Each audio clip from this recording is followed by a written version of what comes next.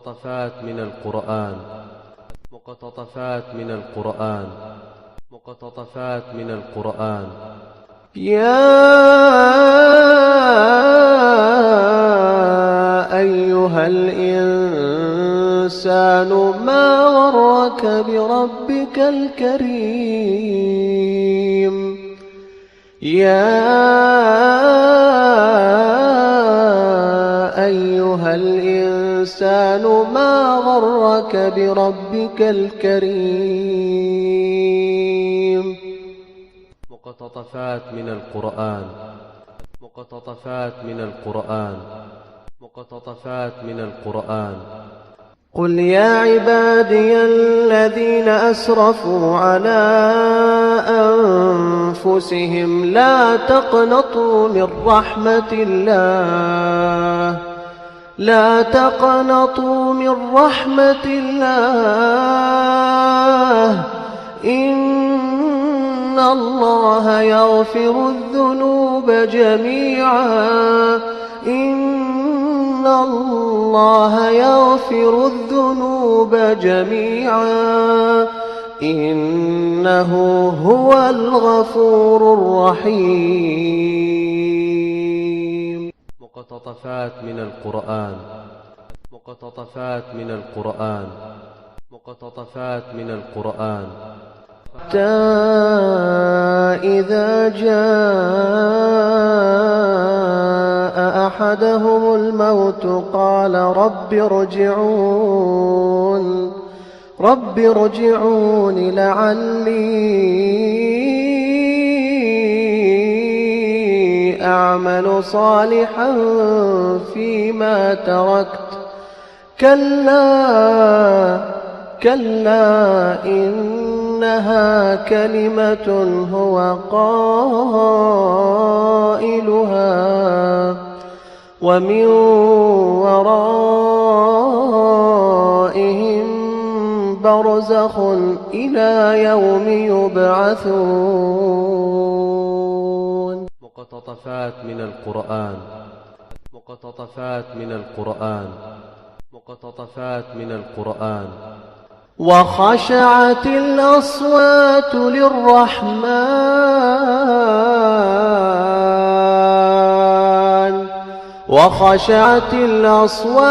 للرحمن فلا تسمع إلا همسا. أعوذ بالله من الشيطان الرجيم. بسم الله الرحمن الرحيم. الحمد لله رب العالمين الرحمن الرحيم مالك يوم الدين إياك نعبد وإياك نستعين اهدنا الصراط المستقيم صراط الذين أنعمت عليهم غير المغضوب عليهم ولا الضالين.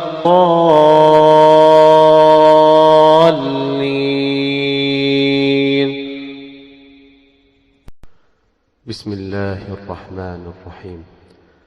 الحج أشهر معلومات فمن فرض فيهن الحج فلا رفث ولا فسوق ولا جدال في الحج وما تفعلوا من خير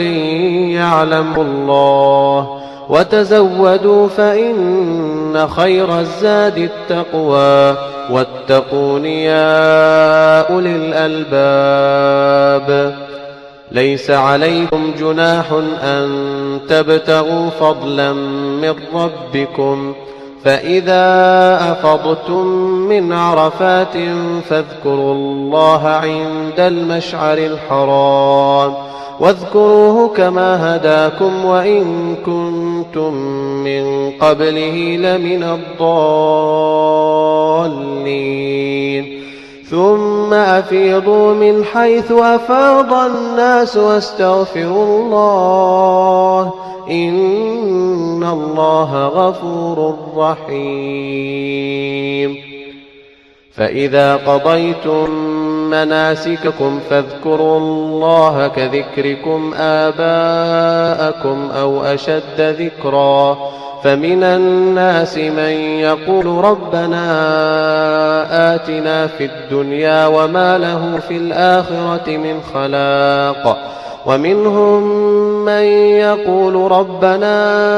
آتنا في الدنيا حسنة وفي الآخرة حسنة وقنا عذاب النار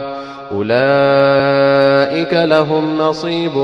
مما كسبوا والله سريع الحساب واذكروا الله في أيام معدودات فمن تعجل في يومين فلا إثم عليه ومن تأخر فلا إثم عليه لمن اتقاه واتقوا الله واعلموا أنكم إليه تحشرون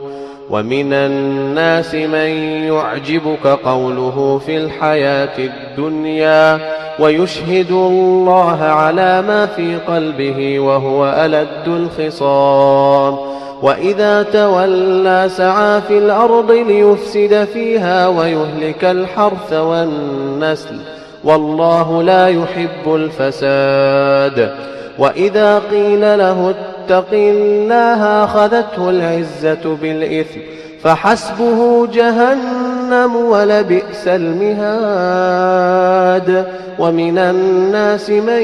يشري نفسه ابتغاء مرضات الله والله رؤوف بالعباد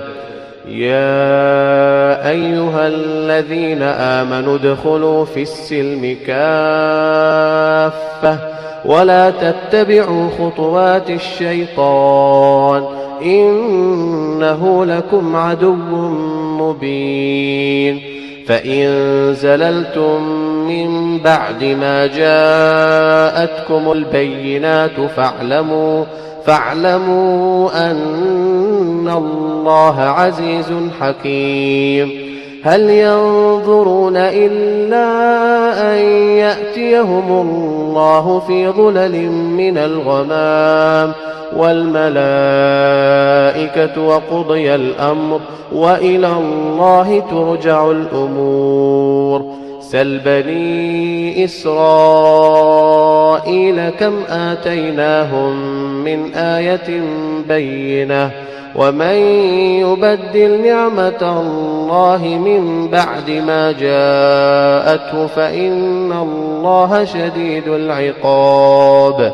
زين للذين كفروا الحياة الدنيا ويسخرون من الذين آمنوا والذين اتقوا فوقهم يوم القيامة والله يرزق من يشاء بغير حساب كان الناس أمة واحدة فبعث الله النبيين مبشرين ومنذرين وأنزل معهم الكتاب بالحق ليحكم بين الناس فيما اختلفوا فيه وما اختلف فيه إلا الذين أوتوه من بعد ما جاءتهم البينات بغيا بينهم فهدى الله الذين آمنوا لما اختلفوا فيه من الحق بإذنه والله يهدي من يشاء إلى صراط مستقيم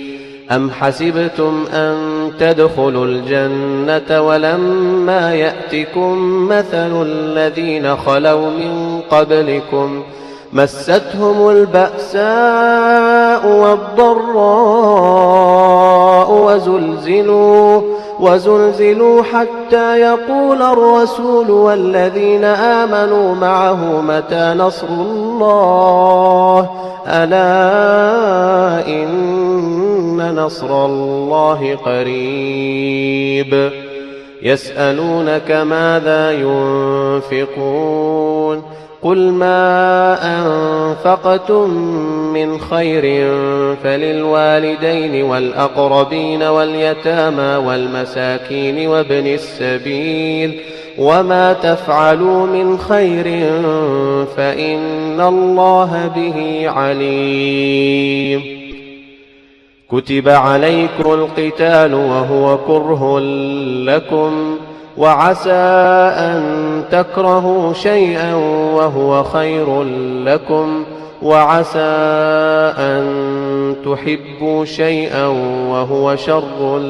لكم والله يعلم وأنتم لا تعلمون. يسألونك عن الشهر الحرام قتال فيه قل قتال فيه كبير وصد عن سبيل الله وكفر به والمسجد الحرام وإخراج أهله منه أكبر عند الله والفتنة أكبر من القتل ولا يزالون يقاتلونكم حتى يردوكم عن دينكم إن استطاعوا ولا يزالون يقاتلونكم حتى يردوكم عن دينكم إن استطاعوا ومن يرتدد منكم عن دينه فيمت وهو كافر فأولئك حبطت أعمالهم في الدنيا والآخرة وأولئك أصحاب النار هم فيها خالدون. إن الذين آمنوا والذين هاجروا وجاهدوا في سبيل الله أولئك يرجون رحمة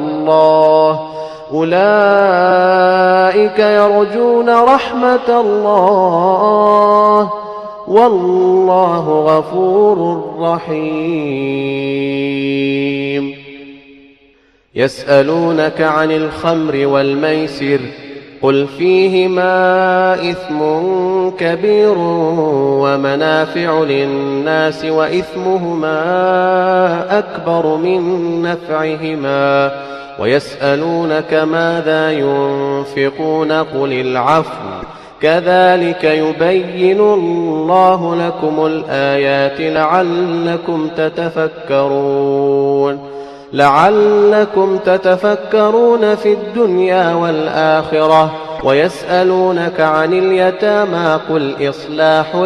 لهم خير وإن تخالطوهم فإخوانكم والله يعلم المفسد من المصلح ولو شاء الله لأعنتكم إن الله عزيز حكيم. ولا تنكحوا المشركات حتى يؤمن ولأمة مؤمنة خير من مشركة ولو أعجبتكم ولا تنكحوا المشركين حتى يؤمنوا ولعبد مؤمن خير من مشرك ولو أعجبكم أولئك يدعون إلى النار والله يدعو إلى الجنة والمغفرة بإذنه ويبين آياته للناس لعلهم يتذكرون.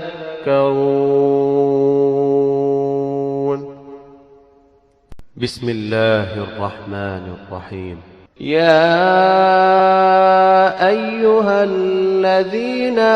آمنوا إنما المشركون نجس فلا يقربوا المسجد الحرام بعد عامهم هذا وإن خفتم عيلة فسوف يغنيكم الله من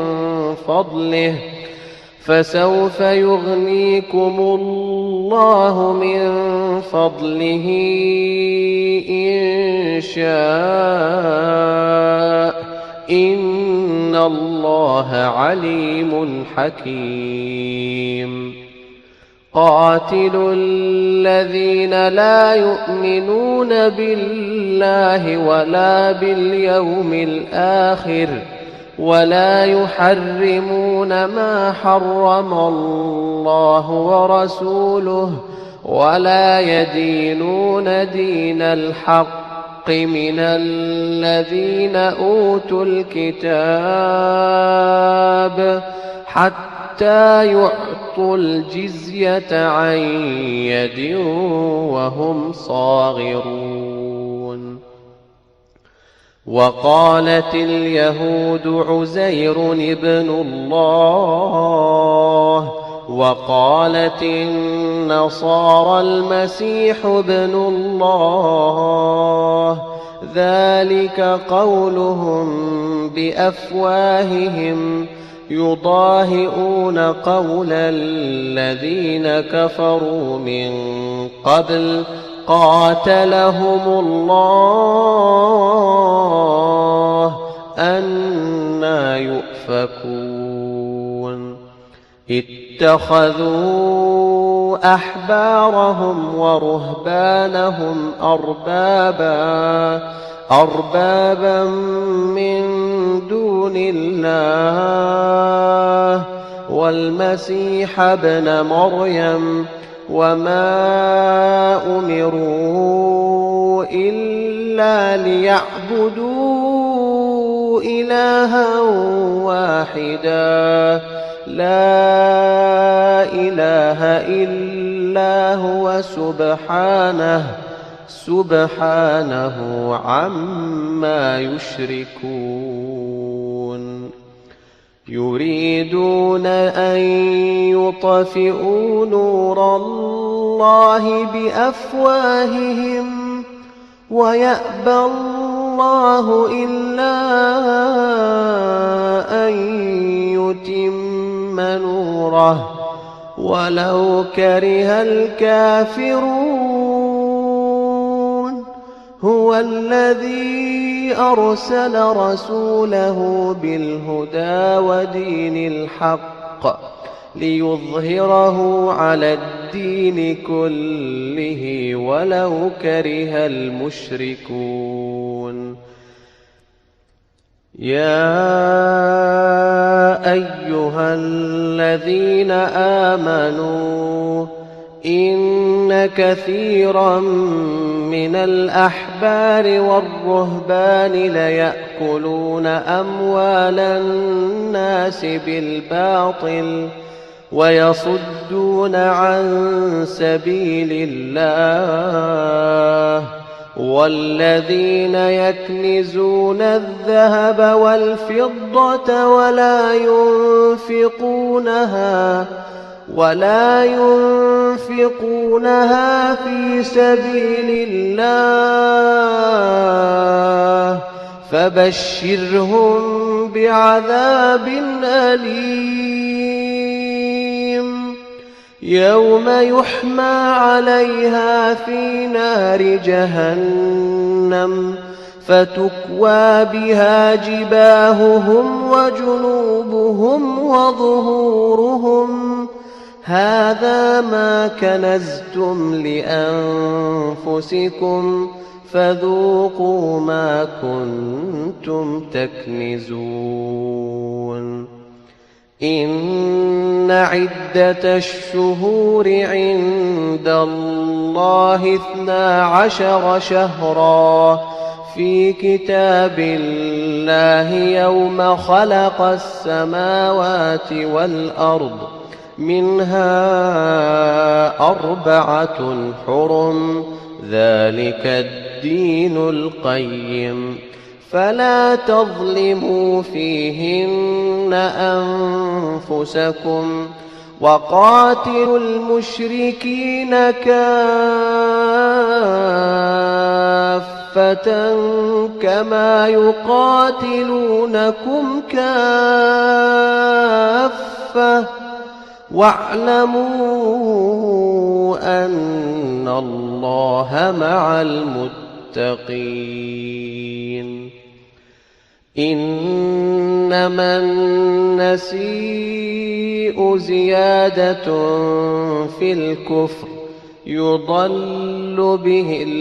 الذين كفروا يحلونه عاما ويحرمونه عاما ليواطئوا عدة ما حرم الله فيحلوا ما حرم الله. زين لهم سوء أعمالهم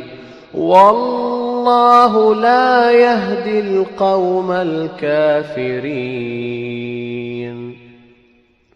يا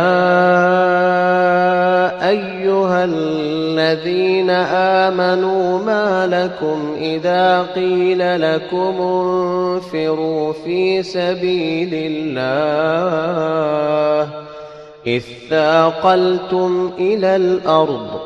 أرضيتم بالحياة الدنيا من الآخرة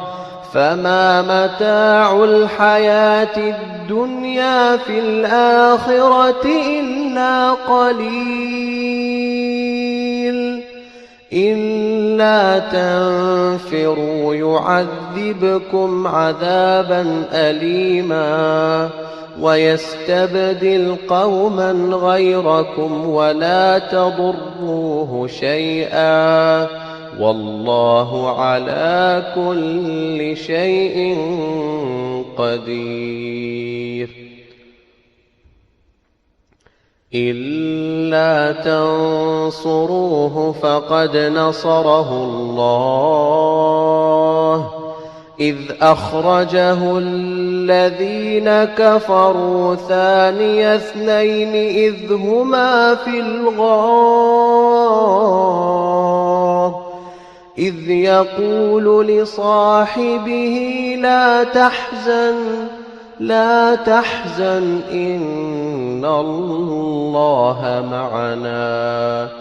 فأنزل الله سكينته عليه وأيده بجنود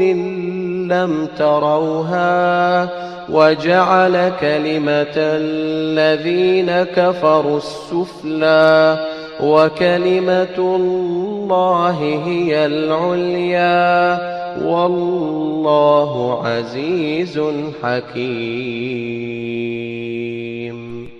بسم الله الرحمن الرحيم. وأوحي إلى نوح أنه لن يؤمن من قومك إلا من قد آمن فلا تبتئس بما كانوا يفعلون واصنع الفلك بأعيننا ووحينا ولا تخاطبني في الذين ظلموا إنهم مغرقون. ويصنع الفلك وكلما مر عليه ملأ من قومه سخروا منه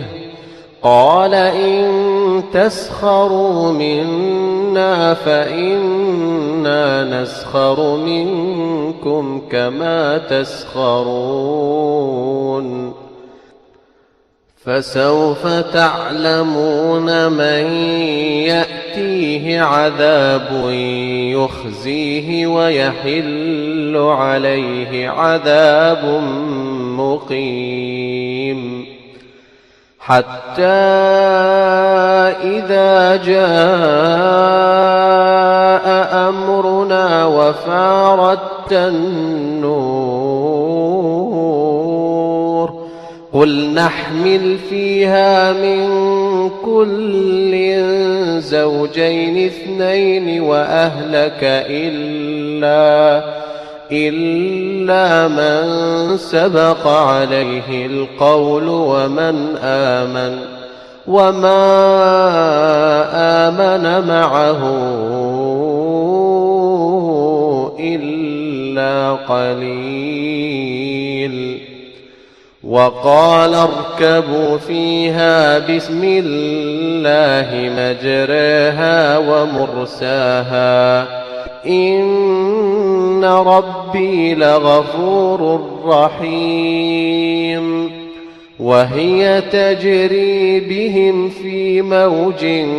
كالجبال ونادى نوح ابنه وكان في معزل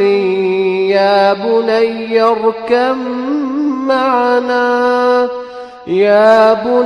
اركب معنا ولا تكن مع الكافرين.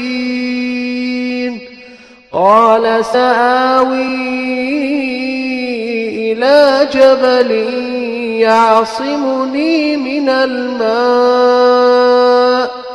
قال لا عاصم اليوم من أمر الله إلا من رحم وحال بينهما الموج فكان من المغرقين. وقيل يا أرض ابلعي ماءك ويا سماء أقلعي. وغيض الماء وقضي الأمر واستوت على الجودي. وقيل بعدا للقوم الظالمين. ونادى نوح ربه فقال رب إن ابني من أهلي وإن وعدك الحق وأنت أحكم الحاكمين. قال يا نوح إنه ليس من أهلك إنه عمل غير صالح فلا تسألني ما ليس لك به علم إني أعظك أن تكون من الجاهلين. قال رب إني أعوذ بك أن أسألك ما ليس لي به علم وإلا تغفر لي وترحمني أكن من الخاسرين. قيل يا نوح اهبط بسلام منا وبركات عليك وعلى ممن معك وأمم سنمتعهم ثم يمسهم منا عذاب أليم. تلك من أنباء الغيب نوحيها إليك ما كنت تعلمها أنت ولا قومك من قبل هذا فاصبر إن العاقبة للمتقين. بسم الله الرحمن الرحيم. إن الله يدخل الذين آمنوا وعملوا الصالحات جنات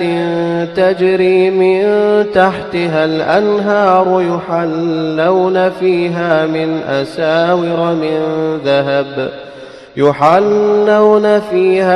أساور من ذهب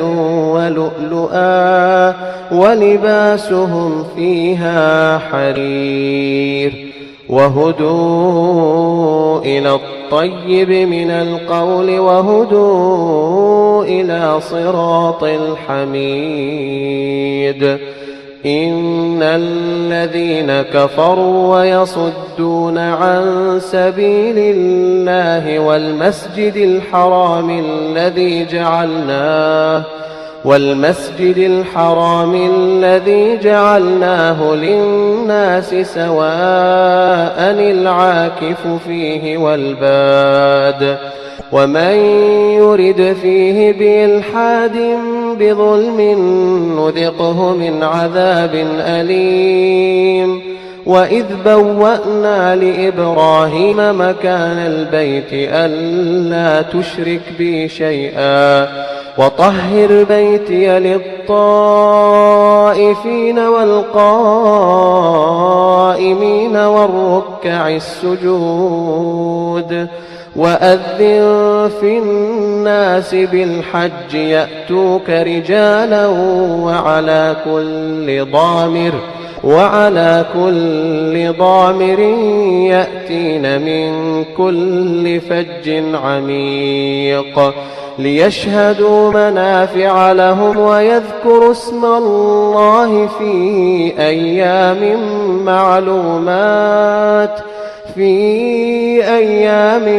معلومات على ما رزقهم من بهيمة الأنعام فكلوا منها وأطعموا البائس الفقير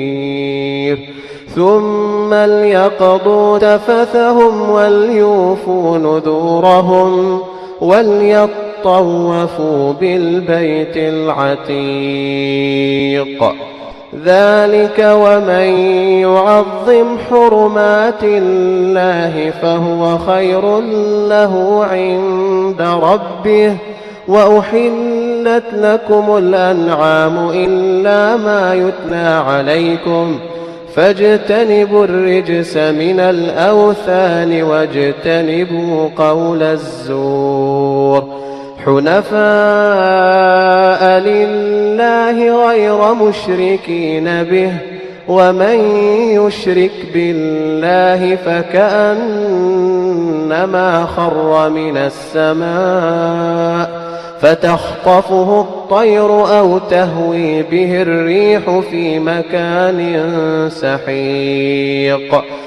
ذلك ومن يعظم شعائر الله فإنها من تقوى القلوب لكم فيها منافع إلى أجل مسمى ثم محلها إلى البيت العتيق ولكل أمة جعلنا منسكا ليذكروا اسم الله على ما رزقهم من بهيمة الأنعام فإلهكم إله واحد فله أسلموا وبشر المخبتين الذين إذا ذكر الله وجلت قلوبهم والصابرين على أصابهم والمقيم الصلاة ومما رزقناهم ينفقون والبدن جعلناها لكم من شعائر الله لكم فيها خير فاذكروا اسم الله عليها صواف فإذا وجبت جنوبها فكلوا منها وأطعموا القانع والمعتر كذلك سخرناها لكم لعلكم تشكرون لن ينال الله لحومها ولا دماؤها ولكن يناله التقوى منكم كذلك سخرها لكم لتكبروا الله على ما هداكم وبشر المحسنين إن الله يدافع عن الذين آمنوا إن الله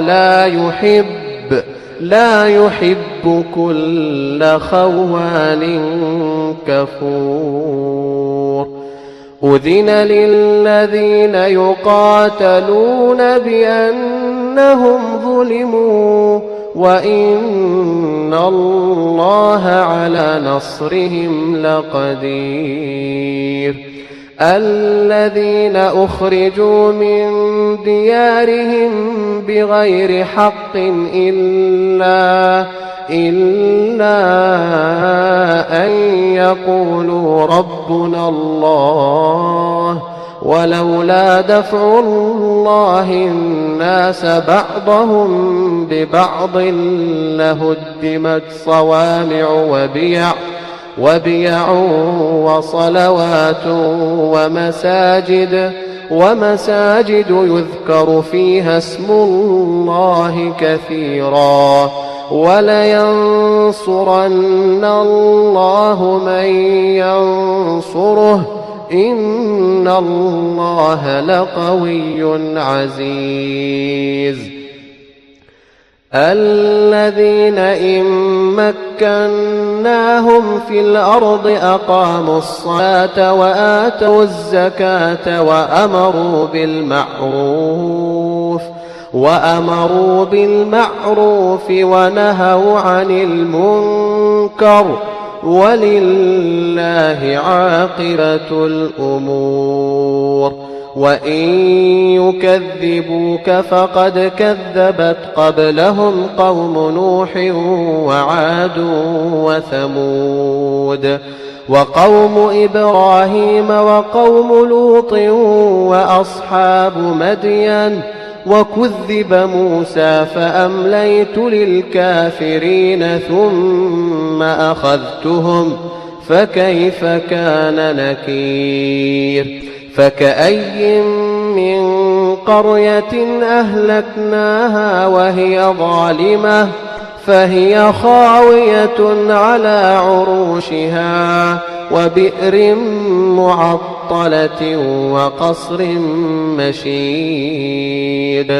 أفلم يسيروا في الأرض فتكون لهم قلوب يعقلون بها أو آذان يسمعون بها فإنها لا تعمى الأبصار ولكن تعمى القلوب التي في الصدور. ويستعجلونك بالعذاب ولن يخلف الله وعده وإن يوما عند ربك كألف سنة مما تعدون. وكأي من قرية أمليت لها وهي ظالمة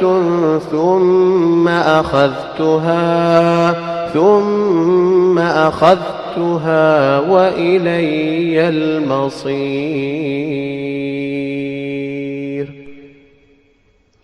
بسم الله الرحمن الرحيم. يسألك الناس عن الساعة قل إنما علمها عند الله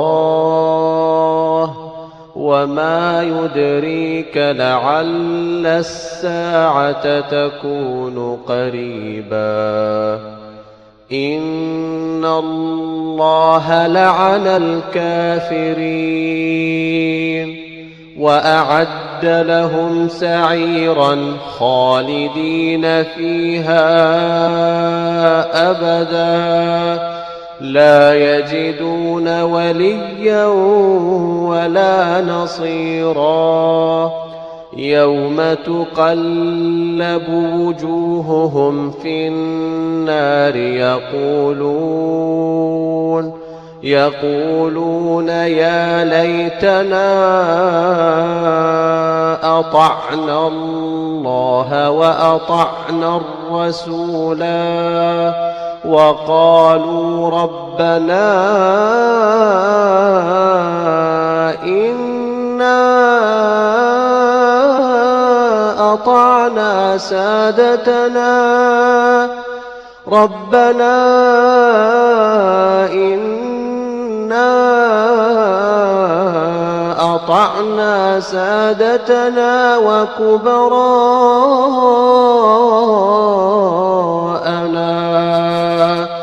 فأضلونا السبيلا ربنا آتهم ضعفين من العذاب والعنهم لعنا كبيرا يا أيها الذين آمنوا لا تكونوا كالذين آذوا موسى فبرأه الله مما قالوا وكان عند الله وجيها يا أيها الذين آمنوا اتقوا الله وقولوا قولا سديدا يصلح لكم أعمالكم ويغفر لكم ذنوبكم ومن يطع الله ورسوله فقد فاز فوزا عظيما إنا عرضنا الأمانة على السماوات والأرض والجبال فأبين أن يحملنها وأشفقن منها وحملها الإنسان إنه كان ظلوما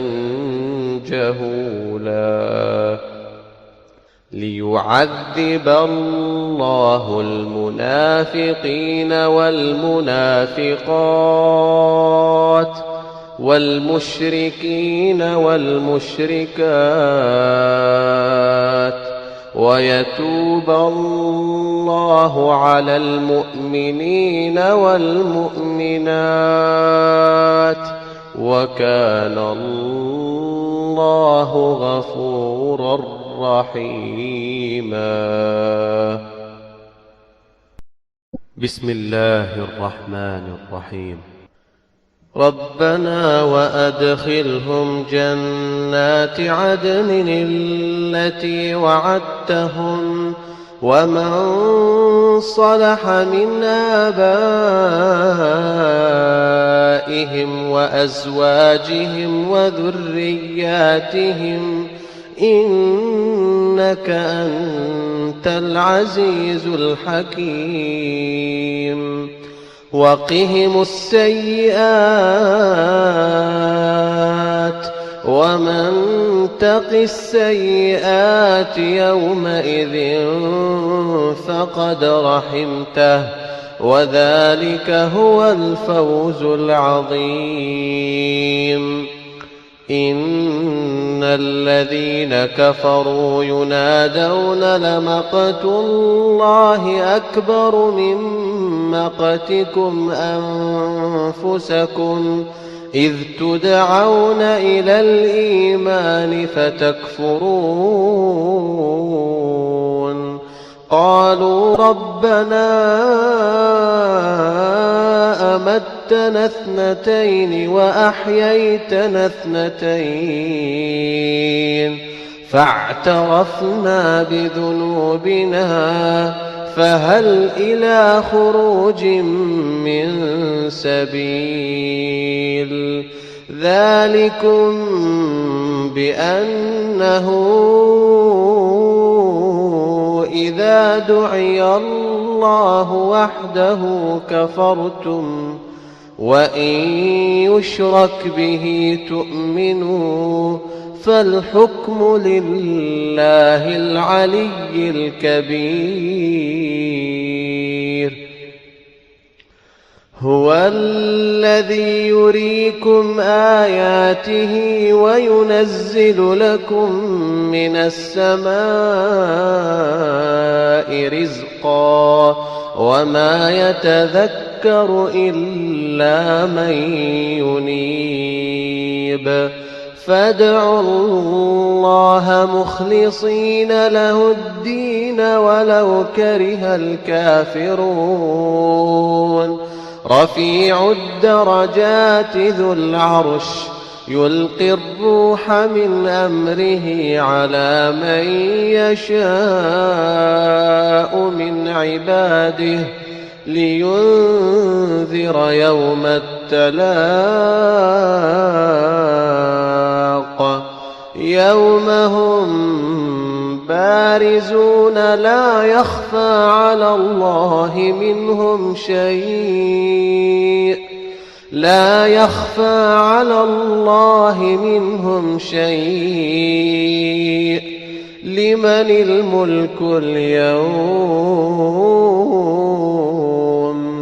لمن الملك اليوم لله الواحد القهار اليوم تجزى كل نفس بما كسبت لا ظلم اليوم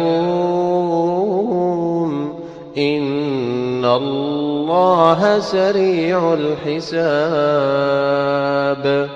وأنذرهم يوم الآزفة إذ القلوب لدى الحناجر كاظمين ما للظالمين من حميم ولا شفيع يطاع يعلم خائنة الأعين وما تخفي الصدور والله يقضي بالحق والذين يدعون من دونه لا يقضون بشيء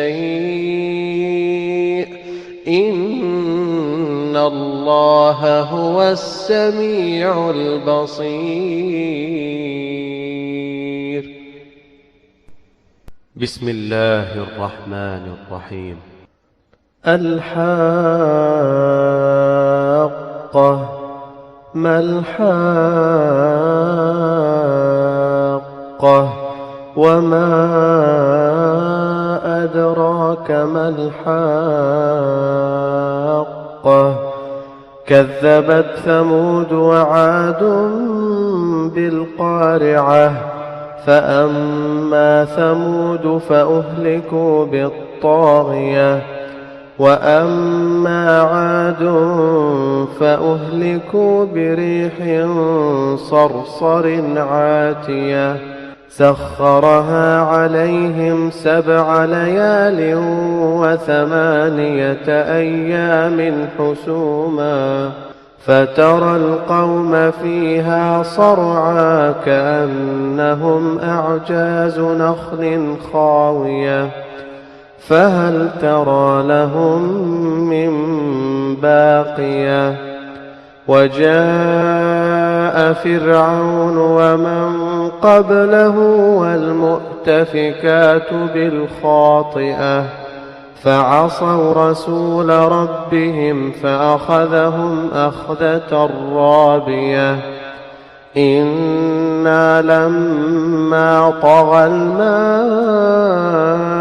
حملناكم في الجارية لنجعلها لكم تذكرة وتعيها أذن واعية فإذا نفخ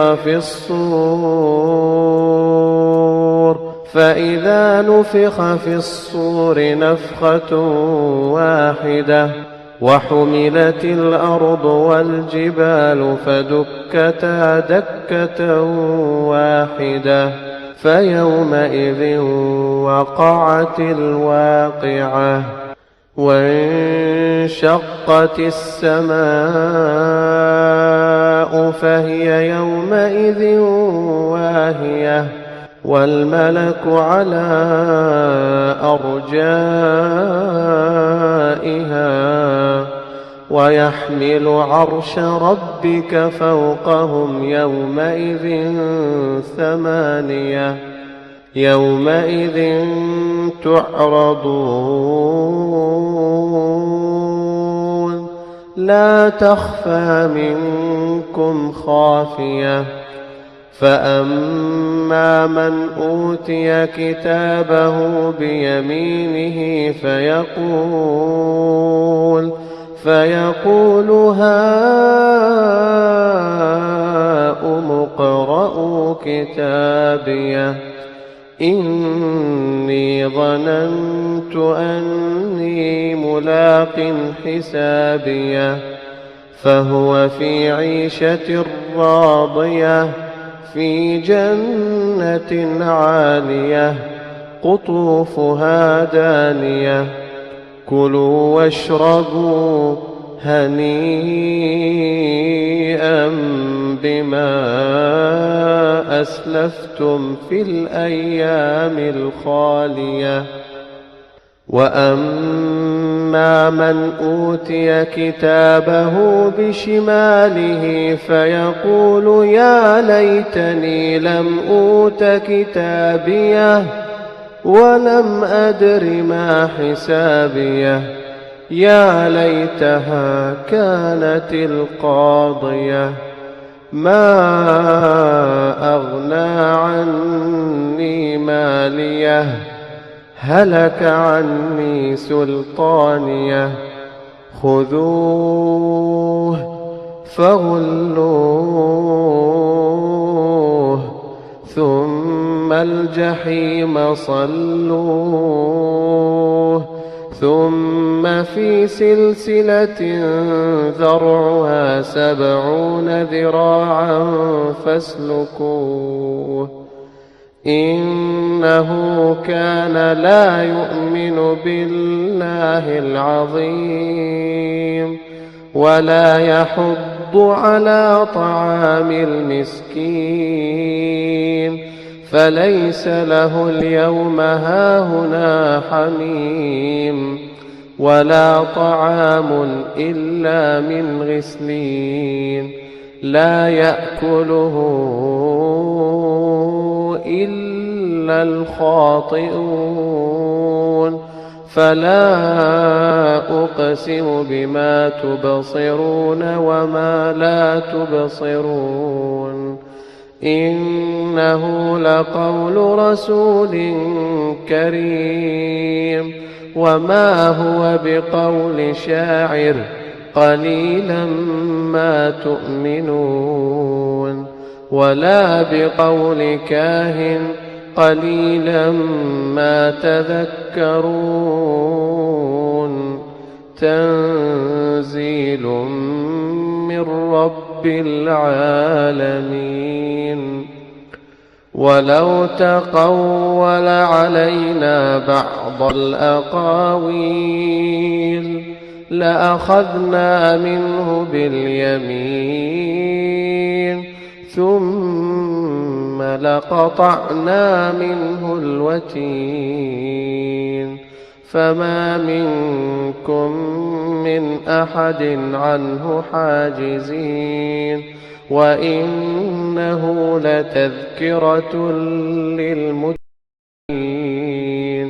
وإنا لنعلم أن منكم مكذبين وإنه لحسرة على الكافرين وإنه لحق اليقين فسبح باسم ربك العظيم.